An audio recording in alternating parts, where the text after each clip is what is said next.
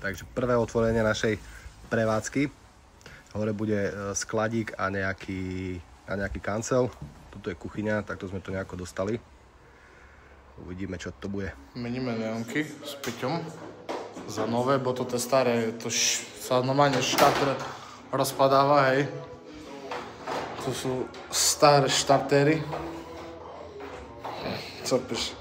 Sme kúpili včera nové od značky Philips. Takže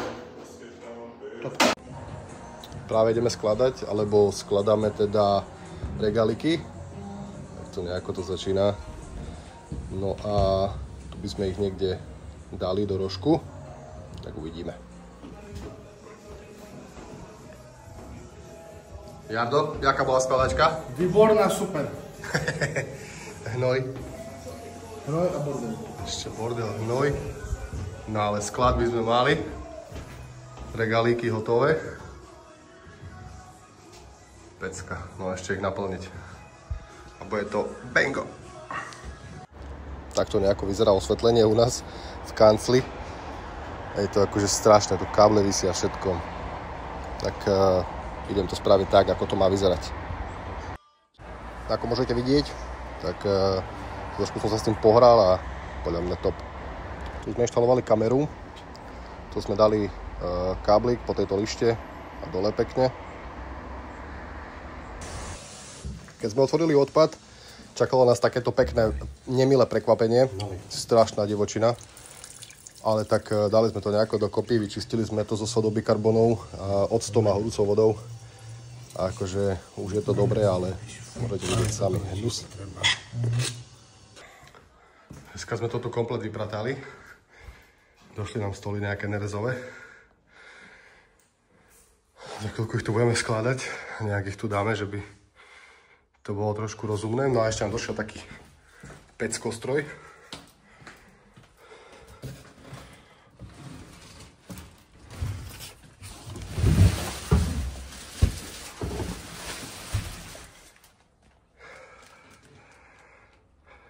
Litrová mašina.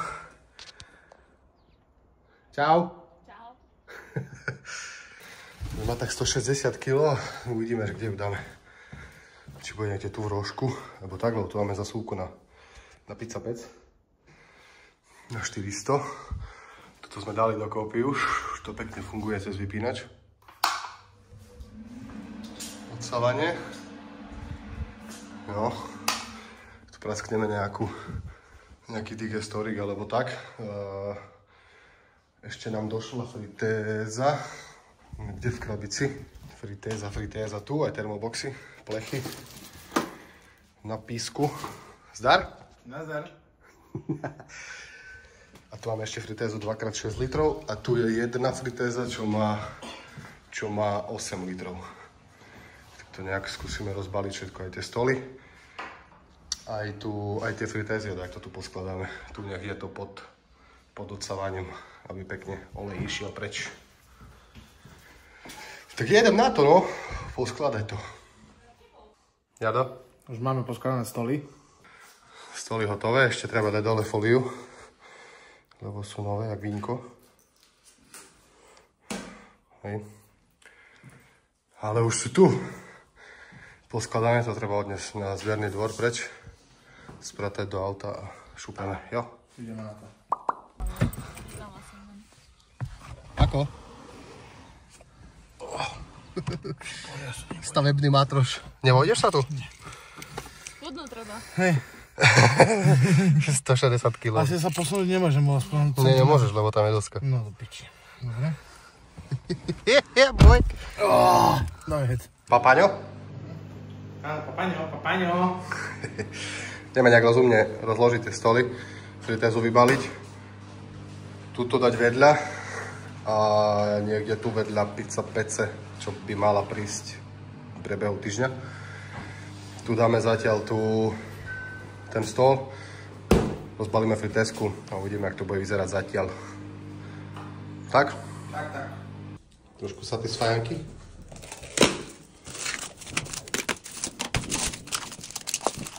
Vôbec to nejde tak, jak som si predstavil.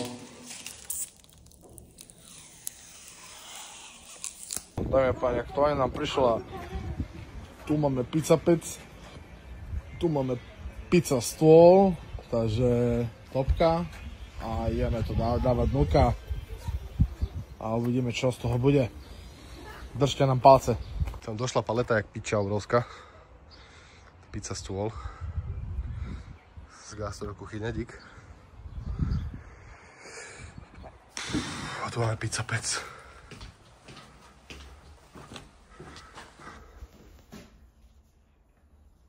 Rezaj.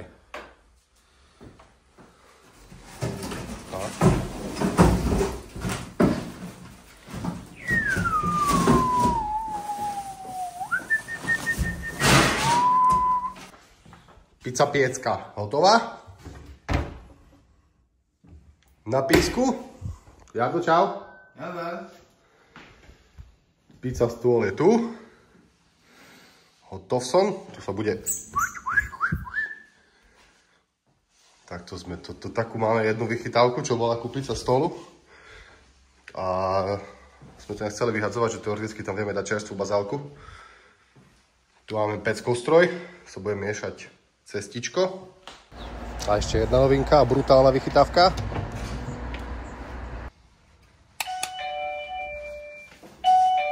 Zvonček jak víno. Takže tak, to sa teraz čistí, upratuje. Jardo čúcha jak jeden. Lebo sú tie chladničky zbluté, hnusné. No a ešte potrebujeme tu dať nejaký mrazák. Tu už by som asi nič nedával. Tu by som ešte možno hodil mrazák. Uvidíme, jak sa bude chodiť a tak. Ten koš uvidíme, možno, že pôjde preč. Tu by sme dali mrazák jeden. A teoreticky tam, keď vôjde, tak by sa mohol hodiť druhý, taký maličký. To uvidíme. No ale potrebujeme dvakrát mrazák. Tu už je nový dres namontovaný, nainštalovaný. So sifónom všetko už funguje, jak má. Nová batéria. Taká, fajnová. No a tu ešte treba dokončiť ten sifón a urobiť batériu. Tu bude treba vykrúžiť dieru. Nech sa vykrúži a nech tu je tiež batéria fajnová. Tu už je prichystaná nová. No a všetko bude fičať, jak má. Sa ešte potom uprace všetko. Bude treba ešte nejaké detaily, čo sa týka papierovačiek vybaviť a tak. Ale už to bude fajn. Už bude aj môcť začať robiť úplne všetko, jak má byť. Picošku tu krútiť, vypražáme tu robiť. Zatiaľ to vyzerá takto, všetko. Už sme si asi ukazovali. Došiel nám banner. Ale je tu ešte jeden na opačnú stranu budovy. A tam máme trošku chybu gramatickú. Máme tam, že pri osobom odbere. Pri osobom. Ne? Takže pri osobom odbere asi je to dosť pičovina, takže pekne musíme ísť naspäť, vrátiť to. A nech to spravia zase. Kolega trošku stráca nervy. Idem za ním.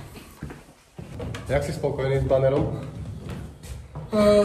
S tým malým dobre, ale s tým veľkým na piču. Sme dokúpili tlačiareň, kokotiny nemáme hotové. Nejaké veci. Včera sme to vyberovali. A musíme ísť, no, ten pinis vrátiť. V náhľade, či to môže tak byť, som im písal mail, že nemôže, lebo je tam gramatická chyba, že nech to opravia a jasne nech to tlačia. No jeden banner opravili a druhý nie. Samozrejme dali ho vytlačiť, no máme to nahodno urobené, takže nič. Nesol som tu schodíky, malé, môžeme namontovať ten malý banerik. Sami si napíšeme, že čo skoro otvárame a nasrať. A čo, tak počkáme ďalší týždeň. Do otváračky máme zhruba mesiac, takže ešte je tu čo robiť. Asi dobre. Práve som dorazil tu na prevádzku. Včera sme skúšali robiť cesto. Originál múka nám ešte musí prísť, ale celkom dobre. Kúpili sme si kávovar. Trošku lepkavé je, ale nejak sa mi podarilo urobiť bochničky. Také prvé. Dal som do chladničky, uvidíme. Kyslo to asi 15 hodín plus minus.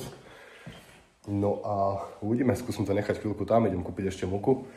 No a skúsime si urobiť nejakú prvú picošku v tejto našej prevádzke.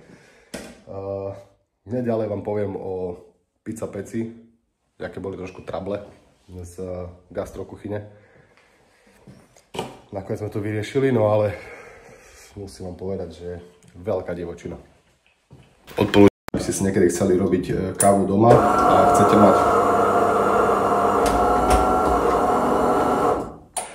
chcete mať čerstvo nalitú kávu, výbornú kávu, odporúčam tento DeLonghi, úžasný stroj. Tu si pekne nasypete kavičku, zrnkovú, tuto je zásobník na vodu, filter, urobí vám úžasnú kavičku, málo udržbová, extrémne. Jedno, čo stačí, je raz za čas ju vyčistiť, odvápniť a nič viac. Úplne super. Za mňa extrémne dobrý kávovarík. Čiže keby ste náhodou chceli si robiť doma kávu a nechodiť po kaviarniach a robiť somariny, tak si kúpte doma. Tento kávovar stojí zhruba 300 €, ale extrémna záležitosť. Odporúčam vrelo. Čo sa týka gastrokuchyň, tak z gastrokuchyne SK sme objednali pizza pec, rovnako tak aj v podstate väčšinu z toho, čo tu je. A stala sa nám dosť taká nepríjemná vec, došiel nám kuriér, vyhodil nám to pred dverami a nejako sme to natrepali sem. Rovnako tak aj s týmto stolom, ktorý má asi 180 kg. S paletou aj so všetkým mal 195 kg. No a takže to bol trošku boj. Pizza pec je niečo ľahšia, ale tak dobre, dali sme ju tu v pohode. Vybalili sme ju, no a kábel nikde. Chceš skúsiť? Nedá sa. Tak volám do gastrokuchyne, že ako taká vec stala sa, že teda nedošiel nám kábel, či nám ho vedia poslať alebo niečo. No a pani odpovedala, že ospravedlňujú sa, jasné, hneď v pondelok, to bol piatok, hneď v pondelok vám ho posielame kuriérom. Tak sme počkali teda do pondelka. V pondelok som im tam volal, že teda či to poslali. A oni, že áno, dnes to budú odosielať. Mám si, že OK. Prišiel utorok a oni... Včera sme to posielali, má to spoločnosť DPD. Máme čakať teda na DPD a uvidíme ako, že kedy nám to dojde. Poviem si však, dobre. Pozerám si maily a v maili je, že bohužiaľ, ospravedlňujeme sa, ale kolegynka je nová, alebo čo to, že zlyhal teda nejaký ľudský faktor. Volal som tam teda, že OK, nerozumiem tomu, čo teraz. No a oni mi dali samozrejme vedieť, že viete čo, toto je na 400 W, teda je to štandardný postup, že kábel pri tom spotrebiči nie je, čo je úplne nezmysel. Tak teda volal som znova a hľadal som, že teda aké riešenie, že potrebujem ten kábel, tak skúsme vymyslieť nejaké riešenie spolu, aby sme to teda vyriešili normálne. Ja ten kábel potrebujem a potrebujem vôbec vyskúšať, či ten spotrebič je vôbec funkčný, alebo čo. Na to mi odpísali, že môže prísť technik od nich, musím samozrejme mu zaplatiť za ten kábel, za tú pripojku, za tú koncovku, predpokladám, že aj za cestu, aby tu došiel. A s tým som samozrejme nesúhlasil, pretože vravel som, na stránke sú PC, kde je pekne odfotený aj kábel. Na to som dostal odpoveď, fotky sú ilustračné. Pre mňa šialenstvo. Písal som im, ak by bolo niekde v popise toho produktu napísané, že tam kábel pritom nie je a je nutné si zakúpiť túto službu, alebo ten kábel navyše, alebo niečo, beriem, OK, chápem, beriem na vedomie a riešime to tak. Dodnes tam nič nie je. Ohľadom PC, dodnes tam nič nie je ohľadom toho kábla. Treba ho teda dať na tých 400 V, že je to na 400 V, je tam všetko, ale príde vám tu spotrebič, ktorý nemôžete ani vyskúšať, či je vôbec funkčný. Žiadal som teda o záznam z týchto hovorov, že som bol zavádzaný, že som bol klamaný. V piatok, pondelok aj útorok mi vraveli, že odoslal sa ten kábel, že sa bude odosielať kábel, že už to má DPDčko. Nakoniec nikto nikde nič neposlal, čo mi príde strašne nefér. A teda chcel som nejako vyriešiť túto situáciu. Nakoniec mi napísali, že technik môže prísť, že mu dali na mňa kontakt a že teda môže prísť. Zavolal mi technik, dohodli sme sa ešte v ten deň, o nejaké 3-4 hodinky došiel, zapojil, funguje. Zadarmo, všetko sa dalo vyriešiť.